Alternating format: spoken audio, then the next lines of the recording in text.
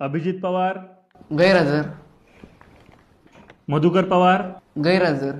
Sir अर्ज सकाळपासून काही खाल्लं नाही त्यानं. खाल्लं की वकार येत्या. सर त्याच्या पोटात काय राहीना बी झाले. अशक्तपणा आलाय त्याला. आणि अभिजित मधुकर आला नाही म्हणून तोही राहिला असेल, हो ना? आणि त्याला सांगा संध्याकाळी बघायला येतो म्हणून. भया पल्ले कधी यायचं का सर तुझं? अगं येतील की आता. हे बघ आलंच. बरं ठीक आहे, सगळ्यांच्या घरी येतो, पण त्याच्या आधी मी माझ्या विद्यार्थ्यांना घेऊन मधुकरला बघून येतो.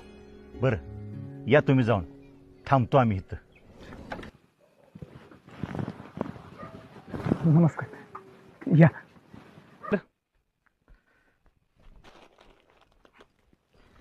कशी आहे तब्येत?